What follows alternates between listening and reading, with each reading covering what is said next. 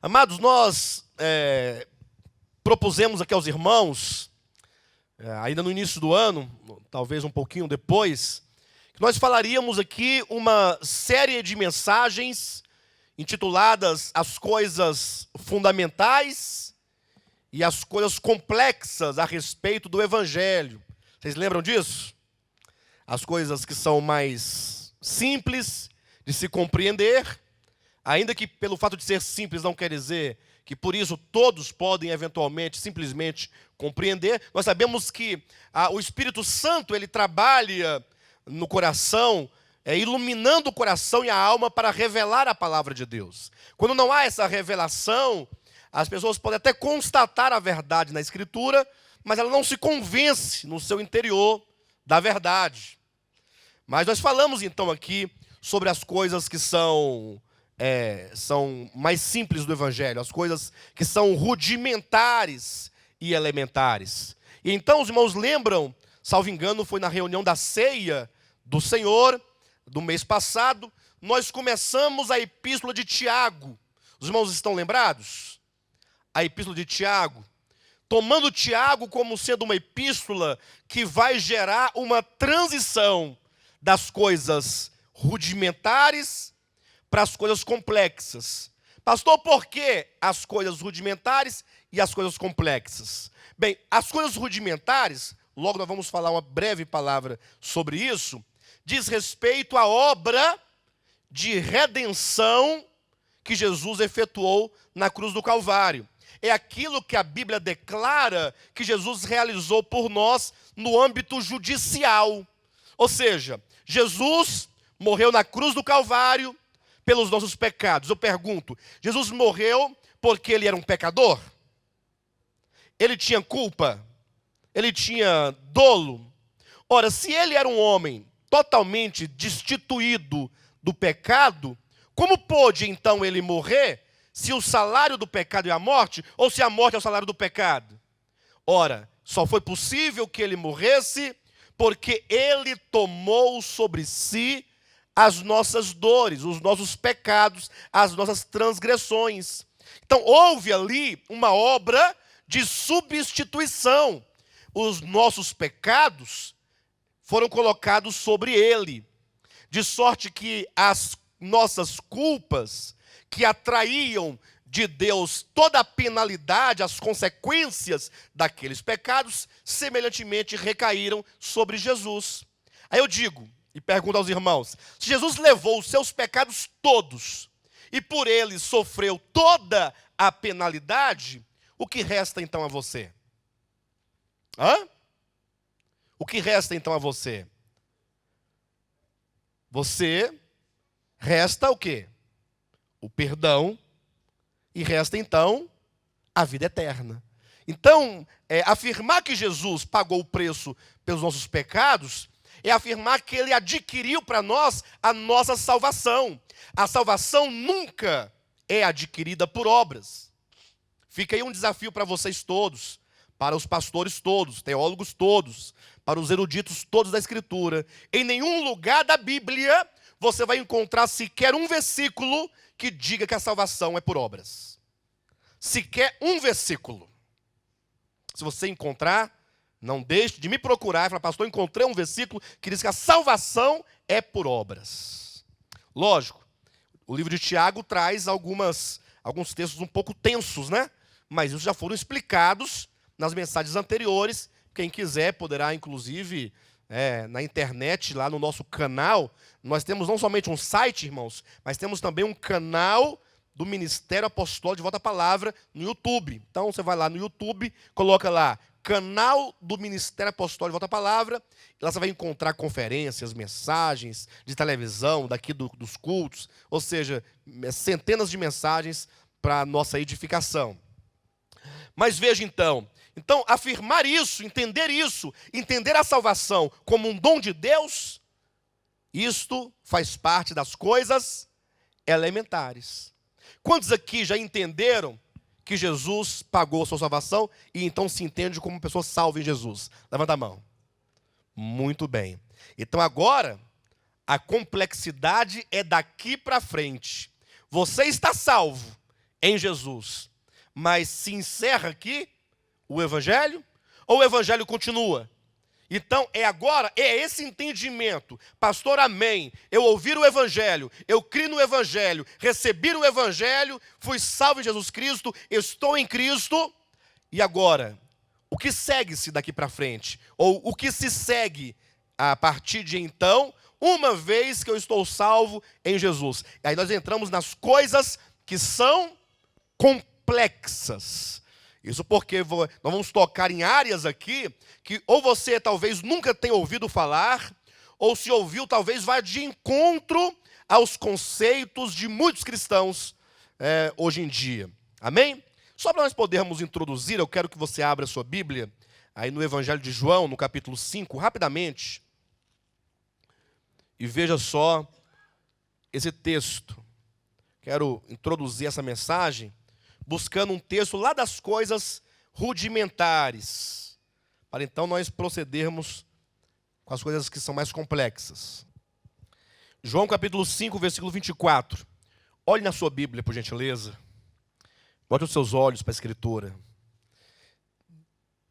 Se você puder confessar essa palavra, que maravilha. Você sabia que muitos cristãos não podem confessar essa palavra? Eles não podem. Não podem porque falta-lhes fé para isso. 5:24 diz assim: em verdade vos digo, isso é Jesus falando, quem ouve a minha palavra e crê naquele que me enviou, tem a vida eterna. Não entra em juízo, mas passou da morte para a vida. Os irmãos creem nisso? Quem ouve a minha palavra, Jesus está dizendo, porque Jesus pregava naquele momento a sua palavra, a sua doutrina, a sua mensagem. E ele pregava como aquele que era o enviado do Pai. E portanto ele disse, olha, se vocês creem na minha palavra, isto é, acreditam e recebem essa palavra e essa mensagem que eu vos digo, e vocês então creem naquele que me enviou, ou seja, vocês entendem, creem, concordam no coração que o Pai me enviou com esta mensagem, então se crê, ele diz, tem a vida eterna. Eu penso que bastaria dizer apenas isso, tem a vida eterna, porque afirmar que essa pessoa que crê tem a vida eterna, já é afirmar que ele está salvo. Mas não basta apenas afirmar positivamente que tem a vida eterna. Para que se tire toda dúvida, Jesus continua, não entra em juízo. Não entra em juízo.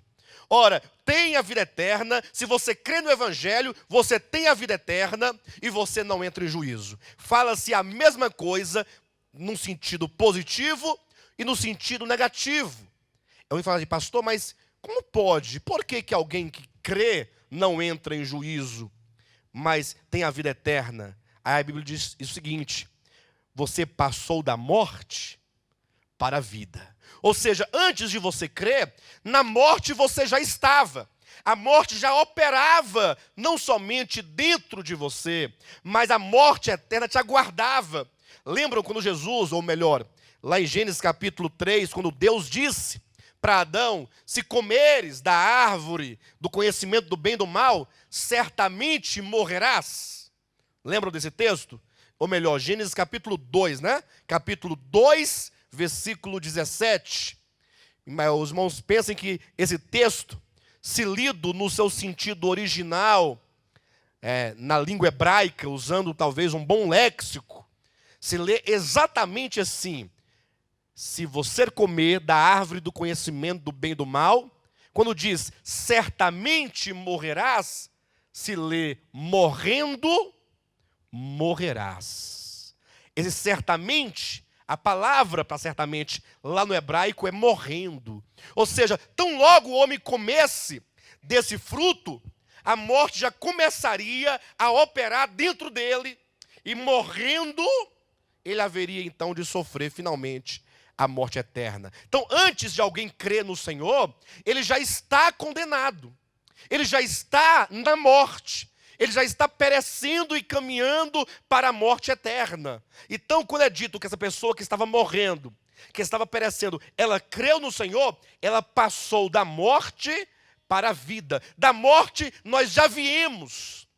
Por isso que diz, não entre em juízo, não haverá nenhum julgamento, nenhum tribunal para se debater se aquele que crer em Jesus vai para o céu, como dizem, ou para o inferno.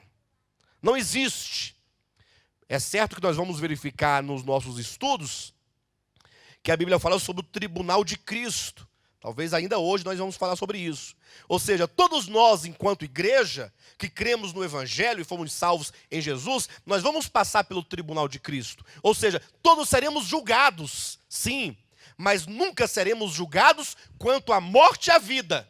Porque a morte e a vida não é uma questão de obras ou de comportamento. Morte e vida é uma questão. Se você tem Jesus, você tem a vida. Se você não tem Jesus, você não tem a vida. É isso que está em 1 João, no capítulo 5, versículo 12. Quem tem o filho, tem a vida. Quem não tem um filho, não tem a vida. Não é uma questão de comportamento, de fazer ou deixar de fazer. É uma questão de ter Jesus. Porque quando alguém crê no Evangelho, a Bíblia diz que tão somente, ou melhor, tão logo nós cremos no Evangelho, nós somos selados com o Santo Espírito da promessa. E a Bíblia diz que o Deus triuno vem habitar dentro do espírito daquele que crê no Evangelho. Quem tem um filho tem a vida. Quem não tem um filho não tem a vida. Então é certo que haverá um tribunal para os salvos, é verdade, mas não é um tribunal quanto à vida e à morte. Os irmãos verão para que serve ou para que servirá o tribunal de Cristo. Então nós começamos daqui fazendo a transição. Estamos em Cristo, cremos no Evangelho, não entraremos em juízo, temos a vida eterna. E agora o que resta? Aí nós vimos no livro de Tiago, como que Tiago fala a respeito das obras. Irmãos, as obras, olhem para mim, elas não estão em oposição à fé. Ou seja, elas não estão disputando algo. Como se a fé dissesse, eu salvo. E as obras dissessem, não, sem mim você não pode salvar, não é possível. Então não há esse conflito. Isso porque a fé, ela está num campo. E as obras estão num outro campo. Vamos ver? Abra sua Bíblia no livro de Efésios, capítulo 2. O capítulo que nós lemos de abertura nessa noite.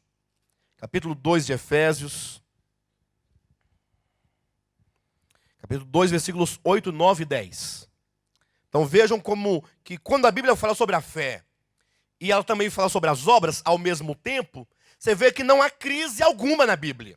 A crise, ela só está na mente e no coração daqueles que historicamente se envolveram em discussões teológicas. Mas a Bíblia fala das duas coisas sem nenhuma crise, sem nenhuma tensão. Veja, capítulo 2, versículos 8, 9 e 10 de Efésios, que diz assim: porque pela graça sois salvos, olha a simplicidade, mediante a fé, e isto não vem de vós, é dom de Deus, não de obras, para que ninguém se glorie. Existe declaração mais clara do que esta, mais específica do que essa, mais simples do que essa? Pela graça sois salvos mediante a fé, e isso não vem de vós, é dom de Deus, não de obras, para que ninguém se glorie. Mas veja o versículo 10.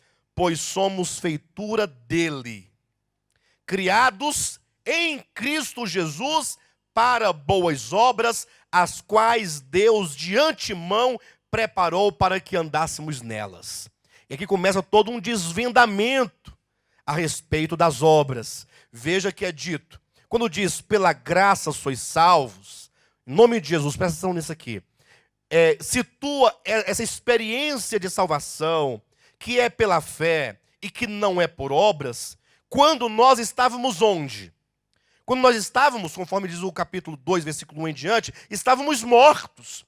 Você estava morto nos delitos e pecados. É o que diz o versículo 1. O versículo 2 diz, nos quais andastes outrora, segundo o curso deste mundo, segundo o príncipe da potestade do ar, do espírito que agora atua nos filhos da desobediência, entre os quais também todos nós andamos outrora, segundo as inclinações da nossa carne, fazendo a vontade da carne e dos pensamentos, e éramos por natureza filhos da ira, como também os demais.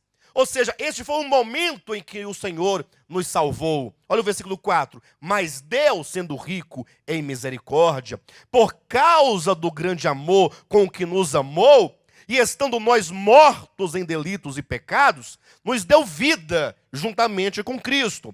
Pela graça sois salvos. Bem, você estava morto, estava totalmente ali dominado pelo Espírito que atua na potestade do ar, estava ali preso, totalmente sem vida, quando o Senhor pela graça te salvou. Quando diz que você foi salvo pela graça, é o que diz o versículo 10, pois somos feitura dele, criados em Cristo Jesus. Em que momento se situa esse em Cristo Jesus? Quando você creu, você foi gerado por Deus. Agora você está gerado. Você estava morto. O morto não tinha como se salvar. Não tinha como você falar para o morto assim, olha, morto, eu sei que você está aí em trevas, eu sei que você está escravo das paixões, da carne, do curso do mundo, totalmente dominado pelo príncipe da potestade do ar. Mas veja, se você acreditar em mim e você proceder corretamente, segundo a doutrina, você será salvo. Não é isso que diz o texto? O texto diz, se você ler o versículo 1, 2 e 3... é uma descrição da condição de um homem totalmente incapaz, impotente. Por isso que o versículo 4 diz, mas Deus. O homem estava nessa condição, mas, uma relação de oposição. Deus, sendo o quê? Rico em quê? Em misericórdia. E movido pelo quê? Por causa do grande amor com quem nos amou. Por que que você foi salvo? Por que que você foi salvo? Por causa da misericórdia e por causa de que mais? Do amor. Não foi porque Deus olhou para você e falou assim, olha, eu estou olhando aqui a Edna e eu estou percebendo que ela é uma pessoa fiel. Ó, ela é pros cocos mesmo, viu? Aquela ali, quando pega para fazer as coisas, faz direitinho. Não vai desviar, não vai me abandonar, não vai me trair. Então, porque eu posso ver que ela de fato tem grandes qualidades, eu vou salvá-la. Não é isso. O texto diz que quando o Senhor nos salvou, nós não tínhamos nada de bom. É isso que está no texto aí. Agora, uma vez salvos, ou melhor, uma vez criados em Cristo Jesus, uma vez gerados da vida de Cristo, ele diz que somos feitura dele, criados em Cristo Jesus, para boas obras, as quais Deus de antemão preparou para que andássemos nelas. Aí começa agora um outro lado. Uma vez salvos, uma vez criados em Cristo Jesus, uma vez dele, uma vez liberto, uma vez agora participante do Espírito Santo, é dito que o Senhor preparou para nós obras.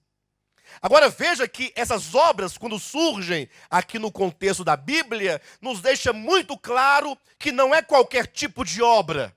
Eu sei que a maioria dos cristãos querem fazer obras para Deus, eu sei. Agora, o pior é que eu tenho observado uma coisa. As pessoas chegam aqui nesta igreja, aqui nesse ministério, brigando por causa das obras. Todas elas.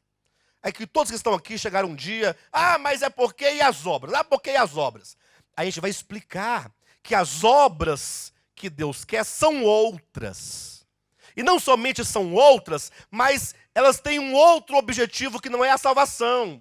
Quando a pessoa que chegou brigando pelas obras entende isso, agora ela não quer essas obras que Deus preparou de antemão. Aí vira aquele crente negligente, que não vem, não congrega mais, para de congregar.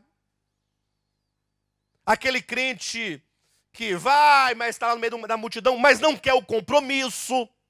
Ora, mas você chegou brigando por causa das obras, agora você não quer mais as obras. Engraçado. Sabe por quê? Porque as obras de Caim, as obras lá da Torre de Babel, e as obras do homem natural e do homem aquele homem que diz lá em Jeremias capítulo 5, o homem que confia no homem, essas obras naturais, as obras de Adão que pegou aquela folha de figueira, essas obras, por serem meramente humanas, elas trazem à pessoa um certo tipo de orgulho, de presunção, e até mesmo a santidade do homem produz nele esse orgulho.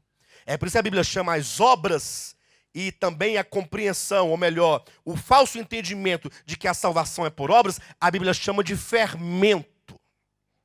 Quando Jesus fala lá em Mateus capítulo 13, ou 16, versículo 5, depois também ele diz, né? A Bíblia fala no capítulo 13 da mulher que colocou o fermento na farinha. Se você buscar também a referência lá do livro de Êxodo, no capítulo 13 sobre o fermento, depois Paulo fala aos Gálatas, esse fermento ele aparece como sendo a doutrina que leva as pessoas a acreditar que a salvação é pelas obras. O que o fermento faz na massa? Eu pergunto, o fermento ele dá um crescimento verdadeiro para a massa? Um crescimento genuíno? É um falso crescimento. Ele apodrece a massa. E aí dá aquele falso crescimento. Aquele inchaço da massa, às vezes faz uma massinha tão pequenininha, coloca um fermento tão venenoso, que fica aquele mação grandão. Quem faz pão sabe muito bem do que eu estou falando. É daquele jeito que fica a pessoa que quer viver pelas obras da sua própria carne, a sua própria santidade. Ele fica inchado de orgulho, de presunção. Ele olha para os outros que não andam igual a ele, e ele chega a desdenha. Mas veja que a Bíblia diz que as obras que os cristãos devem praticar, afinal, para isso, nós fomos criados. Nós fomos criados para boas obras. Ou melhor, na verdade, todos os homens terão obras. Até o caído tem obras. Mas quando Deus te recriou, Ele te regenerou, é para que o seu viver, que se manifesta continuamente em obras, sejam obras divinas e não obras humanas. Vocês entendem isso? Nós fomos criados, não foi tão somente para falar, estou salvo. Não, Ele nos salvou para que agora, mediante o nosso viver, pudéssemos expressar esta vida que nos gerou. E essa expressão só se dá mediante obras. Então, ao transitar das coisas mais simples do Evangelho, rudimentares e elementares do Evangelho, para as complexas, você não pode fazer a transição, por meio do livro de Tiago, sem compreender. Bem, agora eu sei que eu fui criado para boas obras, mas não são qualquer boas obras. São as obras que Ele preparou de antemão. Não são as minhas obras, não são as obras da religião, não são as obras do ministério tal, não são as obras da denominação tal, não são as obras de um século, ou de uma era, ou de um tempo, ou de uma cultura. E aqui é importante que os irmãos façam uma ruptura no coração dos irmãos, porque infelizmente nós vivemos dentro de uma cultura. E essa cultura nos tem ensinado muitos pecados culturais.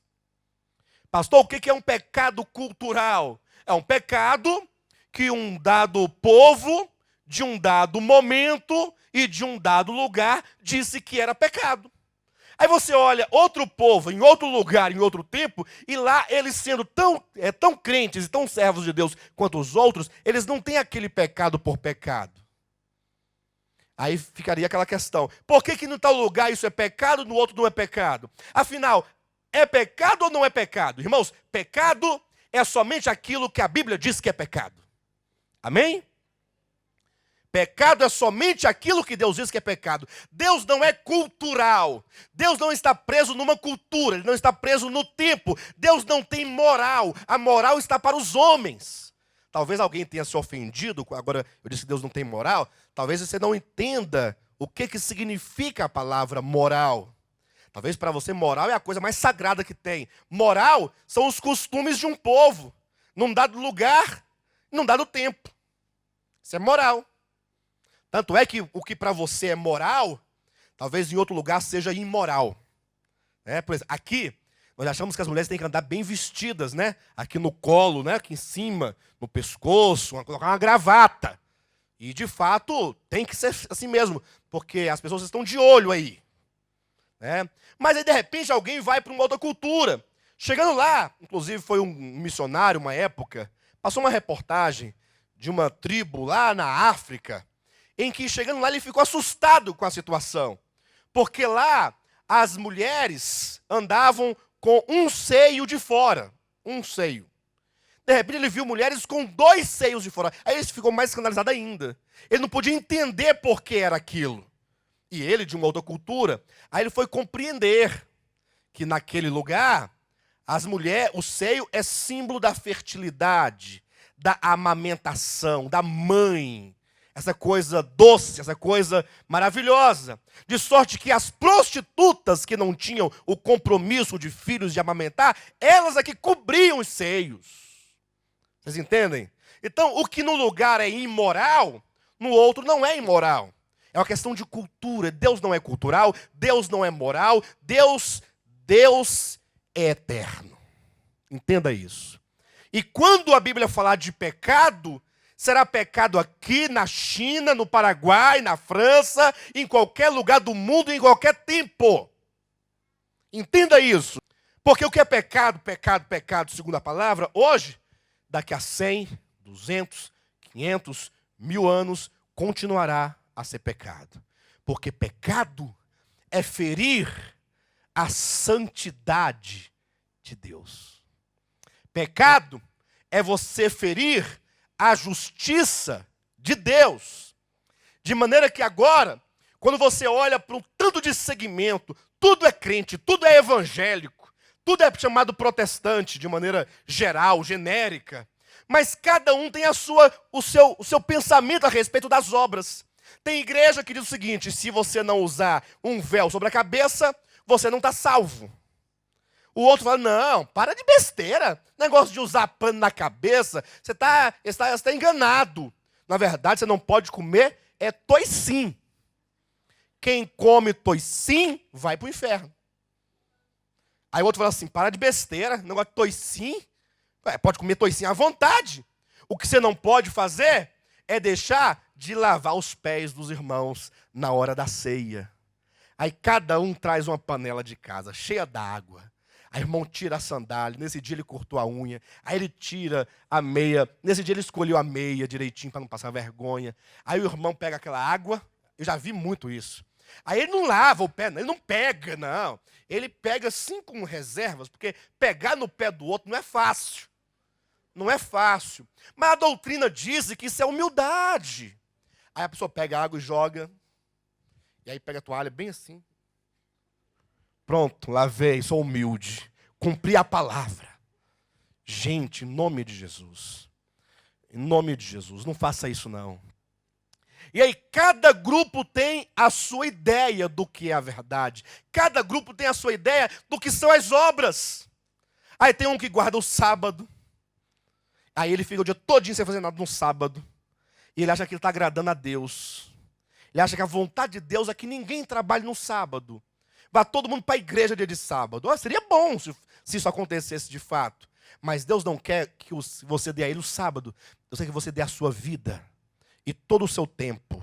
E tudo que você é, tudo é do Senhor. Então, as igrejas, cada uma tem lá o que eles entendem por obras. Mas se todos olharem a Escritura e partirem desse princípio, que as obras não são as obras dos homens, as obras culturais, as obras morais, mas são as obras que Deus de antemão preparou. Ah, pastor, então eu quero saber que obras são essas que Deus preparou. Bem, antes de nós continuarmos, avançarmos nesses detalhes, as obras, vamos abrir a Bíblia em 1 Coríntios, no capítulo 3. Capítulo 3 de 1 Coríntios. Encontraram? Vamos a partir do versículo 10. Olhe na sua Bíblia, meu irmão, em nome de Jesus. 1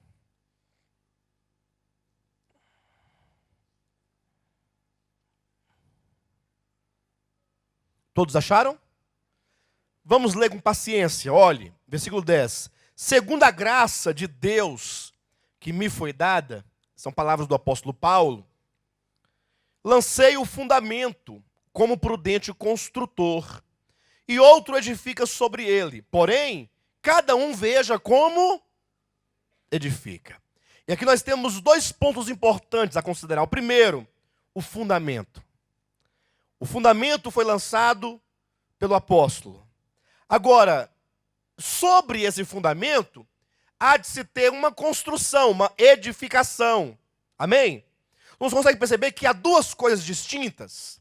Ele diz, olha, eu como prudente construtor, eu lancei o fundamento, está lançado. Agora, outro vai edificar sobre ele. Versículo 11. Porque ninguém pode lançar outro fundamento, além do que foi posto, o qual é Jesus Cristo. E agora atente para isso. Irmãos, nós podemos lançar outro fundamento? Responda direitinho. Nós podemos lançar outro fundamento? Qual que é o único fundamento? Só há um fundamento. Não há dois fundamentos. Se eu disser assim, irmãos, olha, para que vocês sejam salvos, vocês precisam crer em Jesus Cristo, crer que Ele morreu na cruz pelos nossos pecados, crer que Ele ressuscitou, que Ele está vivo, que Ele é o Filho de Deus, mas vocês também precisam os homens deverão tirar a barba e as mulheres não cortar o cabelo. Do contrário, vocês não podem ser salvos.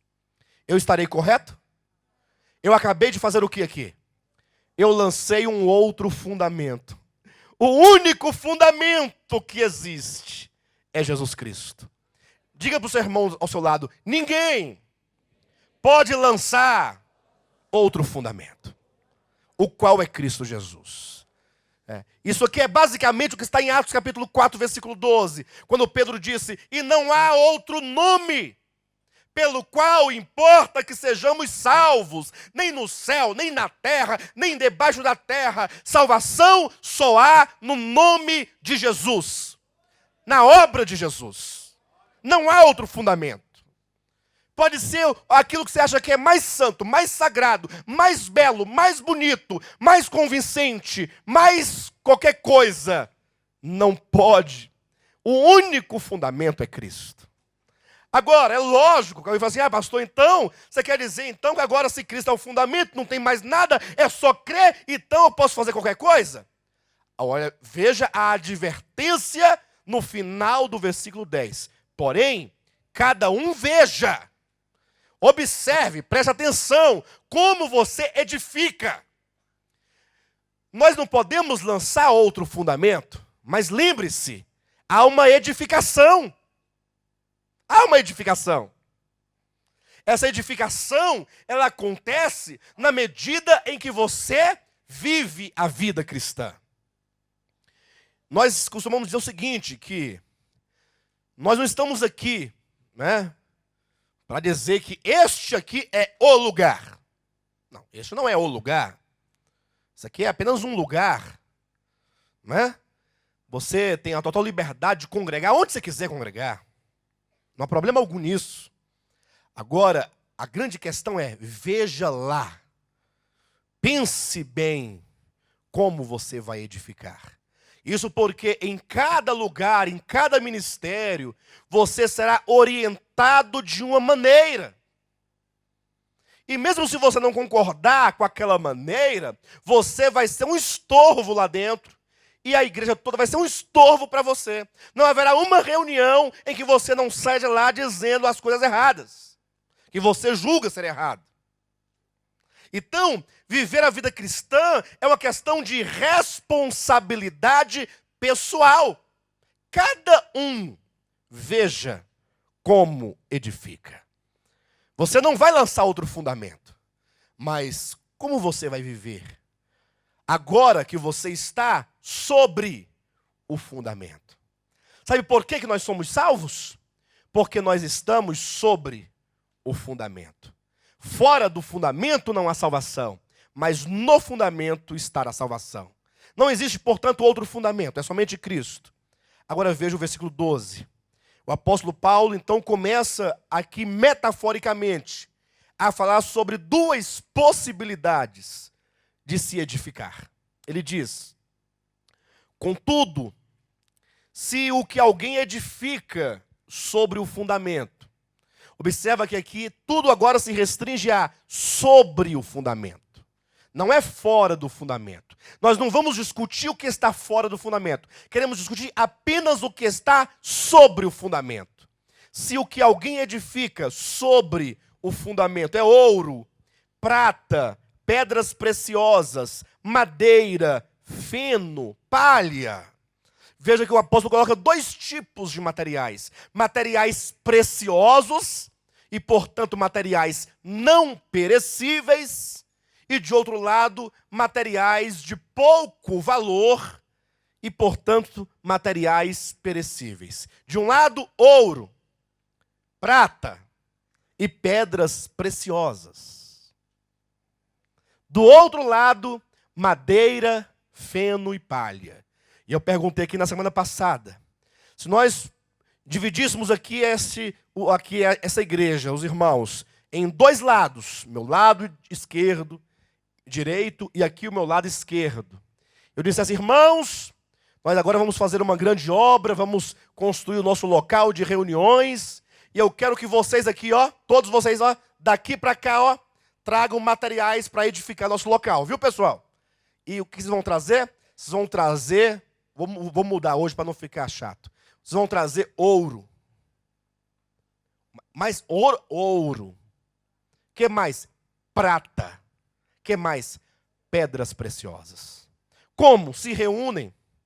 Pede a aliança dos irmãos aí, junta todas as alianças, os brincos, as pulseiras. E quem não tiver, dá um dinheirinho, vai lá, compra um pouquinho de ouro, de prata, pega pedras preciosas aí, cristal, não sei como é que é. Tá bom? Combinado? Vocês todos aqui? Pedras preciosas, madeira, ou melhor, pedras preciosas, ouro e prata. Vocês do lado de cá trarão madeira. Trarão feno e palha. Tá bom, pessoal? Combinado? Ficou mais fácil para vocês ou mais difícil? Mais fácil. Todo mundo deve levar esses materiais no próximo sábado, lá no nosso lote. Aí dá o endereço do lote. Vocês vão conhecer o lote que nós compramos, né? E também aproveitar e levar os materiais para começar a construção. Daqui a pouco essa turma daqui, todinha, a gente vai chegando toda feliz. Pensa aqueles carros, tudo, aqueles carros com reboque, caminhãozinho, e caminhoneta, e caminhãozão grande, tudo cheio de madeira, de palha e de feno. É difícil isso, não? É difícil? Madeira, feno, palha?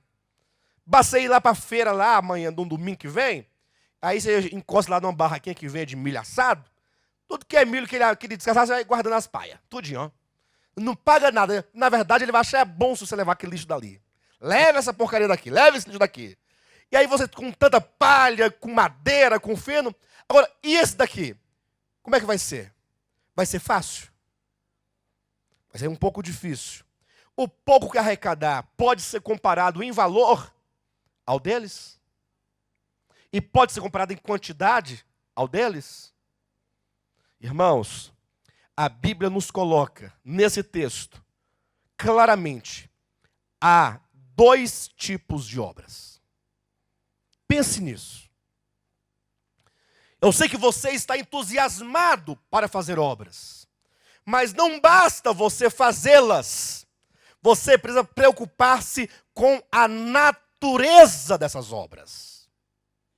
Você tem que ter uma preocupação. Senhor, eu não quero chegar diante do teu trono naquele dia, do tribunal de Cristo, simplesmente trazendo obras. Eu quero, Senhor, ter a convicção e a certeza de que as obras que eu vos trago são obras que foram preparadas de antemão pelo Senhor.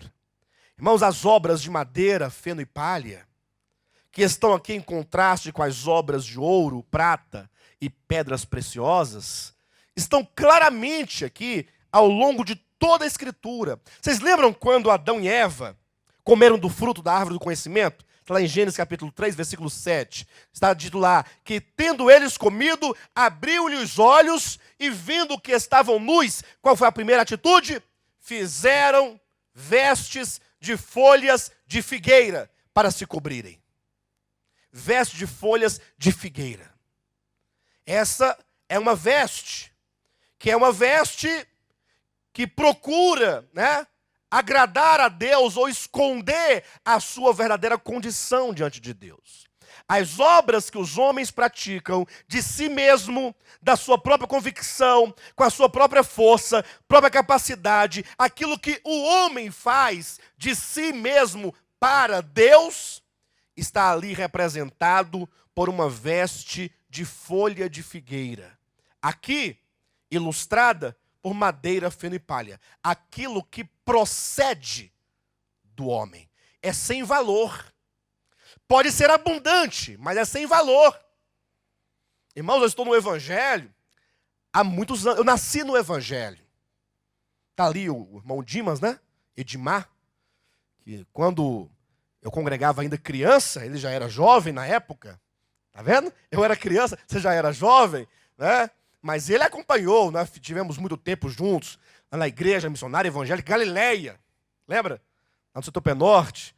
O Frank, meu irmão, que está ali também. Na época a gente tocava tudo junto, conversava, cantava, mocidade, tudo. Então veja, nós temos uma história. Aí eu fico observando quantas obras nós não fizemos.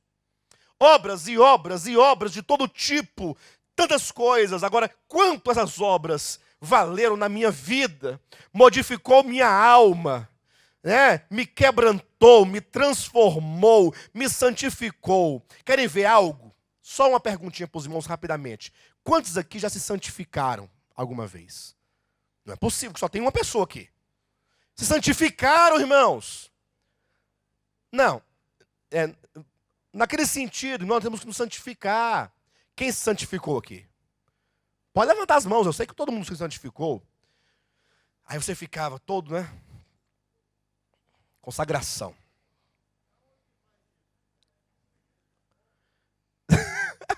O irmão Wilson perguntou assim, olha que faz isso na igreja católica? Não, igreja evangélica. Evangélica. Ensina-se a santificação. Aí a Vera ficava lá toda. Parecia cachorro quando está andando de canoa. Aquela cara séria, né? Cachorro.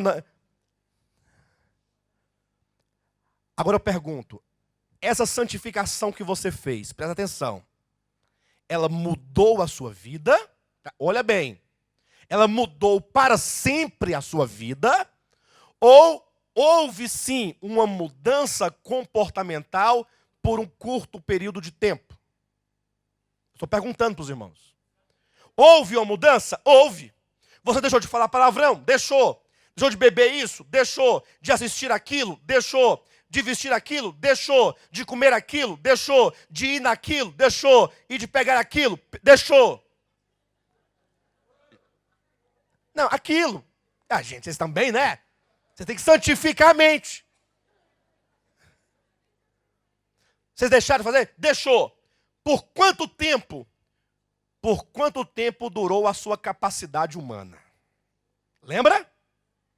Quando você deixou de se santificar, porque as forças acabaram, e você não deu conta, porque a pressão dentro do pecado foi muito grande, aí você voltou a fazer tudo o que antes sempre fez, e talvez um tanto pior. Você não se tornou uma pessoa mais bondosa, mais humilde, mais sensata, mais amável, mais dependente, mais amorosa, mais... Não. Houve mudanças enquanto duraram suas forças. Essa é a santificação do homem. Essa é a capacidade do homem. Isso é madeira fina e palha. Porque a santificação, a palavra santificar, no termo grego, significa exatamente separação. Ah, pastor, então eu estou certo, eu estava me separando do mundo. Que mundo? O mundo está dentro do homem. O mundo não está fora dele. Ah, não está? Sim, essa parte do mundo que está fora de nós é apenas a sedução do maligno para ativar e despertar o mundo que está dentro da sua alma, que está dentro de você. A separação, porque santificar é separar, ela acontece dentro de você. É o Espírito Santo que entra e ele começa a operar uma obra de santificação. Está lá em 1 Tessalonicenses, capítulo 5, versículo 23, quando diz: e o mesmo Deus da paz vos santifique em tudo, e o vosso espírito, alma e corpo sejam conservados íntegros na vinda de nosso Senhor Jesus Cristo. Quem é que nos santifica? O mesmo Deus da... O que isso quer dizer, o mesmo Deus da paz? Será que Paulo está enchendo linguiça? Ele poderia dizer assim: não, o mesmo Deus Altíssimo, ou o Deus Eterno, ou o Criador. Não, irmãos, quando se escreve ou se fala algo com consciência do que se quer dizer, nós selecionamos as palavras que correspondem àquilo que de fato queremos falar. Quando Paulo diz: o mesmo Deus da paz vos santifique, o Deus da paz é o Deus da reconciliação. O mesmo Deus que te reconciliou consigo mesmo, lembra do texto? Deus estava em Cristo reconciliando consigo o mundo. E Ele nos confiou a palavra da reconciliação. Então esse Deus que te reconciliou mediante a sua morte na cruz do Calvário, esse mesmo Deus que te perdoou, que te lavou, que te chamou, que te aceitou, que te perdoou, Ele há de santificá-lo. Espírito, alma e corpo. É lógico que nós vamos cooperar, lá na frente os irmãos vão entender como isso funciona, mas a santificação de Deus, ela de fato, ela gera, ela produz, ela realiza uma obra eterna dentro de nós. Agora, o que o homem faz só dura um certo tempo. Por quanto tempo duraram as vestes que Adão e Eva fizeram para si de folhas de figueira? De repente, pecaram lá por volta de 9 da manhã, comeram do fruto 9 da manhã, fizeram as folhinhas, coisa mais lindinha, estão lá. Aí o sol começou a esquentar e as folhas começaram a murchar. A mulher, tampa isso aí, rapaz, tampa. E a mulher puxava a folha para o lado. E a folha ia murchando, mulher, você não está vendo? Tampa. Ou seja, as folhas murcham. É por isso que está no livro de Isaías, capítulo 61, salvo engano, é dito que os nossos pecados, 59, os nossos pecados, eles fazem separação entre nós e Deus. De sorte que as nossas melhores justiças, diz a Bíblia, são como trapos de imundície, e como a palha, como folha seca, o vento dispersa.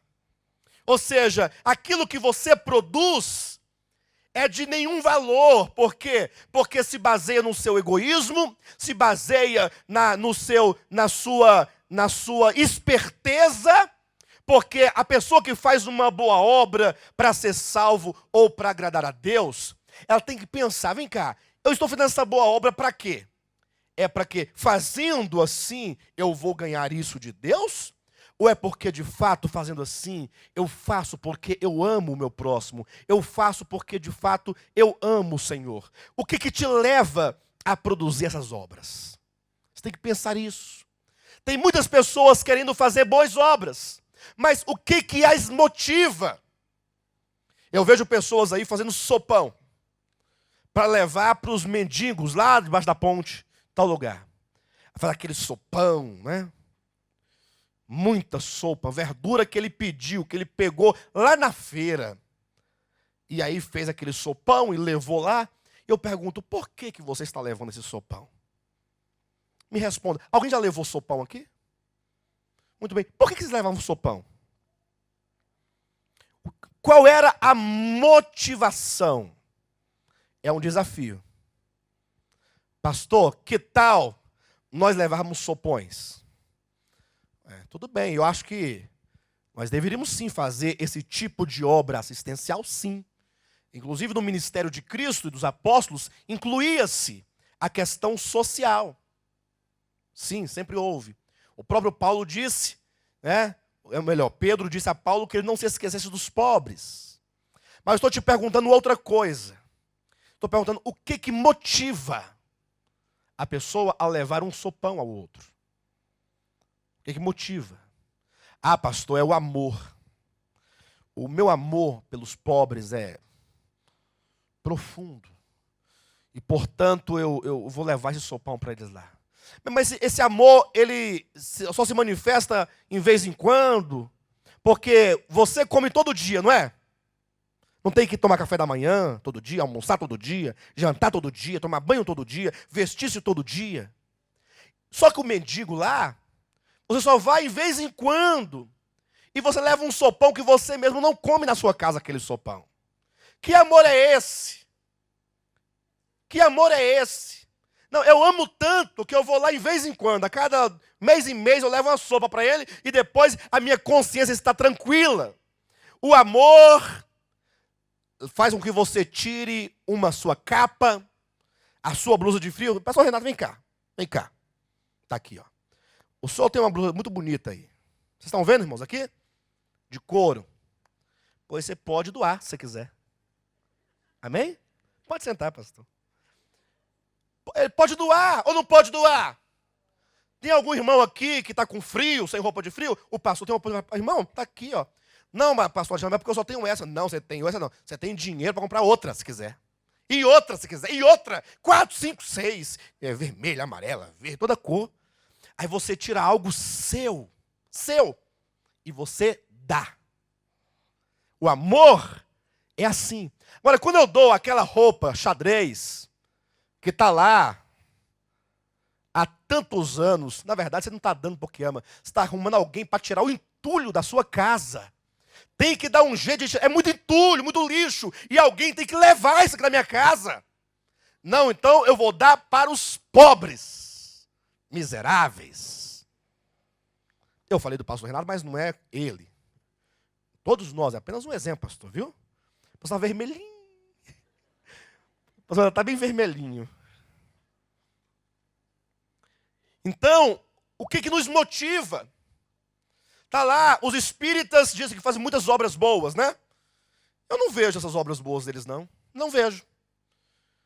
Vai visitar lá um asilo, aí leva lá umas coisas velhas, leva lá umas comidas, né? Mas por que eles fazem isso? Por qual motivo? Porque ele ama o próximo ou porque ama a si mesmo? Porque ama a si mesmo, porque na próxima encarnação ele não quer vir aleijado. Como eu não quero vir aleijado na próxima encarnação, e nem cego, e nem banguelo, então agora eu tenho que cuidar da minha vida futura. E a maneira de projetar a minha vida futura é levando um sopão para o miserável. Então veja como que essas obras são egoístas. São egoístas. Nós estamos tocando aqui num ponto nevrálgico, porque estamos falando da essência humana.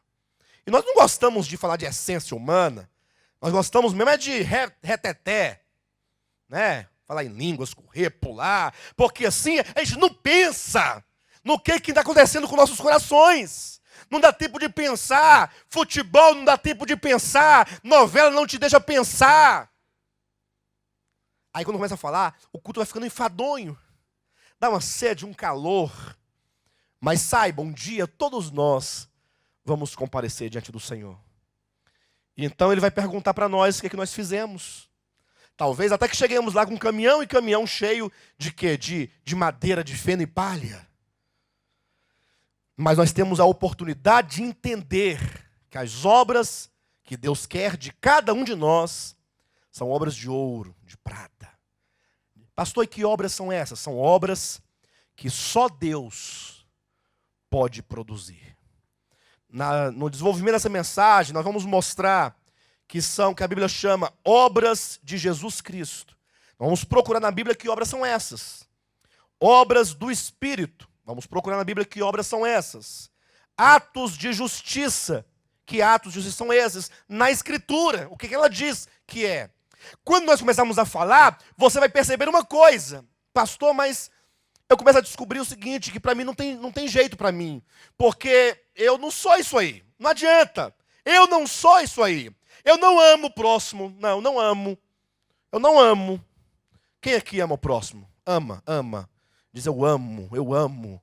Diga para mim, quem é que está amando aqui ardentemente o outro? Diz para mim. que não seja seu pai, nem sua mãe e nem a sua esposa. Diga para mim agora. Não diga em nome de Jesus uma pessoa. É até estranho numa igreja evangélica haver um desafio desse e ninguém levantar a mão. Chega a ser estranho, porque o cristianismo existe na base do amor. Jesus falou, vocês serão conhecidos como meus discípulos se amardes uns aos outros. Aí eu estou falando, quem está amando ardentemente? Não, honestamente falando, de coração aberto, sem medo de errar, sem medo de ser zombado. Quem é que está amando? Pastor, olha, eu cheguei nesse nível de amar o outro. Eu amo. Quem é? Os irmãos percebem a nossa situação? E eu gostei que ninguém levantou a mão. Gostei, amei. Sabe por quê? Isso é bom. Pastor, isso é ruim. Não, o ruim já está arruinado. O ruim já está arruinado. É isso mesmo. Exatamente isso. Ninguém aqui foi capaz de falar que está amando o outro. Com exceção dos adolescentes. Eu estou apaixonado. Isso é outra coisa. Eu falo desse amor humano ao próximo. Vamos ilustrar esse amor rapidamente, para os irmãos entenderem o que eu estou dizendo? Vamos ilustrar? Passava um sacerdote pelo caminho que descia de Jerusalém para Jericó, e ele viu que numa vala tinha lá um cabra caído, ensanguentado. Uns bandidos pegaram ele, bateram nele, tomaram o dinheiro dele, deram na cabeça dele, quebraram o braço dele, está lá jogado. E aí o sacerdote tem muitos compromissos, não tem, sacerdote? Muitos compromissos. No templo lá, tem que oferecer o sacrifício, a oração da tarde, os fiéis e tudo. Então, outro certamente vai se preocupar com aquele pobre. Eu até que me compadeço, mas não tenho tempo. E ele foi embora. Em seguida vem um levita. O levita, a mesma coisa. Olha, se eu não correr, o sacerdote vai puxar minha orelha, né? Então eu tenho que cantar no coral, o culto está começando. Outro certamente vai se preocupar com aquele coitado que está caído lá. Aquele coitado era um judeu. Era um judeu. Aí diz a Bíblia que passava agora um samaritano. Propositadamente Jesus conta que era um samaritano. Por quê? Porque os samaritanos eram um povo que sofria, né, injustiças dos judeus por muitos anos. Os samaritanos foram desprezados pelos judeus, foram rechaçados pelos judeus, foram julgados pelos judeus. Quando um judeu queria xingar o outro, chamava de samaritano. Seu samaritano! Rapaz, isso ofendia um judeu profundamente. Era chamado de samaritano, publicano ou de prostituta. Eram as três categorias sem futuro na cabeça de um judeu. Passava ali um samaritano e olhou para aquele homem. Diz a Bíblia, quando ele olhou para aquele homem, ele se comoveu profundamente. E a palavra no texto sagrado diz que ele sentiu dores intestinais. Vocês estão entendendo? Ele sentiu dores profundas nas entranhas, ele se condoeu dentro, de tal maneira que ele se aproximou do moribundo. Diz a Bíblia que ele pegou esse homem, aí ele pegou o seu azeite que ele trazia, azeite é coisa cara, derramou sobre as feridas dele. Jesus, como é que pode ser isso, irmãos? O que está acontecendo? Como é que você vai pegar o azeite? É precioso, é caríssimo. E você vai derramar sobre as feridas, as perebas do outro. Guarda o seu azeite, assopra a ferida. Sopra. Como é que você vai derramar o azeite? Isso é um desperdício. Vocês estão entendendo? Abana. Mas o azeite não. Já é alguma coisa. Não, ele derramou o azeite. Sabe para quê? Para não secar a pele do outro. E quando secar, a pele esticar e puxar. Vai doer. Então não, vou colocar o azeite, que o azeite vai umedecer a pele, vai ficar macia. E vai minimizar as dores desse homem. Diz que ele pegou o vinho, que era outra coisa muito cara, e derramou sobre as feridas para curá-las. Agora ele pegou esse homem, todo sujo de sangue, colocou sobre o seu próprio cavalo, né? E agora ele puxava esse homem no lombo do cavalo, levou-o a uma hospedaria e falou assim: olha, cuida desse homem para mim. Ó. E está aqui o pagamento, 2 denários, são 2 dias. Eu vou até tal lugar, quando eu voltar, se tiver faltado alguma coisa, eu pago na minha volta. Jesus contou essa parábola do bom samaritano para falar o que é o amor. Amor não são palavras. Quando os irmãos falam, quem está amando? Ninguém falou nada, eu gostei muito. Porque não adianta falar. O amor age. E eu não estou numa condição diferente dos irmãos. Eu não estou. E aí você agora fala assim, pastor, então o que está acontecendo? Nós estamos todos arruinados. Porque se nós somos o povo de Deus, se nós somos a igreja, se nós somos de volta à palavra, e aqui estamos, e a situação ficou como está agora, e aí? E aí que você precisa entender uma coisa. Você precisa de Jesus. Você precisa de Jesus. Você precisa do Espírito Santo. Sem Ele, você não vai descer a vala. Sem Ele, você não vai derramar o seu azeite. Sem Ele, você não vai derramar o seu vinho. Você não vai colocar o homem sobre o cavalo. Sem Ele, você não vai levar a hospedaria. Não vai pagar a hospedaria. Não vai. Então, só o Espírito Santo é capaz de produzir. E nós estamos apenas citando um exemplo apenas.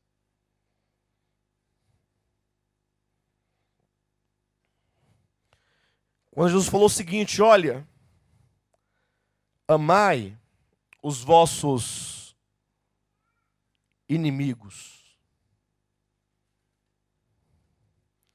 Gente, o que está acontecendo? Não basta amar o próximo.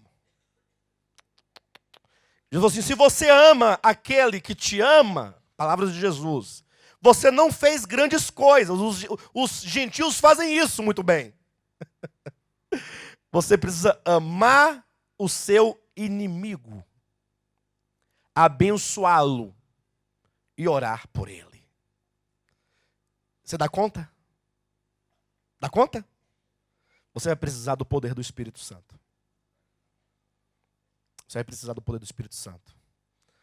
Quando alguém chegar para você e te tomar a sua capa, você não deve lançar praga nele. Não deve colocar no coração o desejo, o sentimento de vingança. Um dia você me paga. Não, você deve pegar, tirar a sua túnica e falar, opa, o senhor está esquecendo da túnica. Você deve precisar dela. Eu não sou capaz. Você é capaz? Você é capaz? Mas esse é o ensinamento de Cristo. Esse é o Evangelho de Jesus Cristo. Quem nos ensina a viver o Evangelho é Jesus. Não é o Ministério de Volta à Palavra. Não é a Deus é Amor. Não é a Batista. Não é a Metodista. Não é a IURD. É Jesus quem ensina. E nós não estamos ensinando isso. Nós estamos ensinando outras coisas.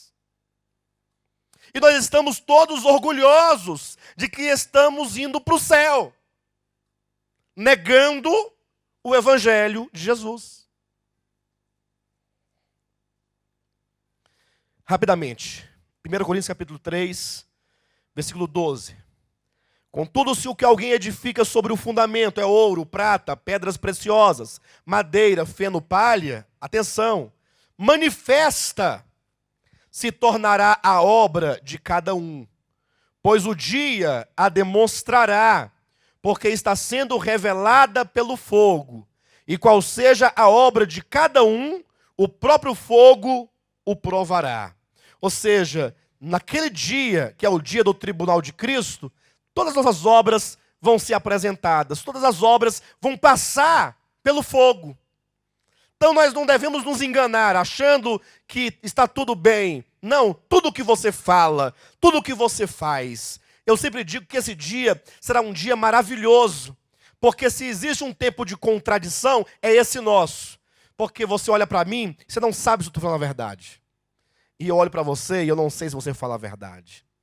E há tantos conflitos que a gente não sabe, a gente não entende, porque, não, fulano disse isso do fulano, que disse do ciclano, você não sabe onde está a verdade. Tem muitas coisas ocultas. E nesse dia, aqui, ó, que é o dia do tribunal de Cristo, todas as coisas serão reveladas. O meu descanso é esse. É de que naquele dia nada ficará oculto. Diz a Bíblia que o Senhor vai nos olhar despidos, no sentido de que nenhum tipo de artifício vai ocultar o nosso coração. E o 14 diz assim: se permanecer a obra de alguém que sobre o fundamento edificou, então imagine, a obra permaneceu, ela passou pelo fogo e o fogo não a destruiu. O que vai acontecer com essa pessoa cuja obra foi aprovada? O que diz a sua Bíblia? Esse receberá galardão. Guarda essa palavra, galardão. Pesquise essa palavra num dicionário, em vários dicionários. Galardão quer dizer um prêmio, uma recompensa. Lembre-se, a salvação nunca é uma recompensa. Ela é um dom gratuito de Deus. A vida eterna é um dom gratuito de Deus. Portanto, esse cuja obra foi aprovada, receberá uma recompensa. Versículo 15. E se a obra de alguém se queimar? Se a obra perecer? Você fez obra, a obra pereceu, se queimou, não foi aprovada, foi reprovada. Sofrerá ele? Não é ela, não é a obra, é ele. Sofrerá ele dano. Mas esse mesmo quer dizer o quê? Esse cuja obra foi reprovada, esse mesmo será salvo. Diga, mas esse mesmo será salvo. Esse mesmo será salvo? Certeza? Mesmo tendo suas obras destruídas? Vocês acreditam nisso mesmo? Mesmo tendo suas obras perecidas, não foram aprovadas. Pastor, mas como é que pode alguém ter suas obras reprovadas e ainda assim ser salvo? Simples, é porque a salvação não depende de obras. Esse está salvo, não por suas obras, mas porque está no fundamento que é Cristo. Então, as obras não implicam salvação e condenação. As obras implicam galardão e disciplina, dano. Pastor, que dano é esse? Bem, agora não tem como falar, o tempo não permite. Mas saiba que nós não seremos julgados quanto à vida e à morte. Mas as nossas obras implicam galardão, uma recompensa ou uma disciplina. Por isso a advertência, cada um, porém, veja como edifica.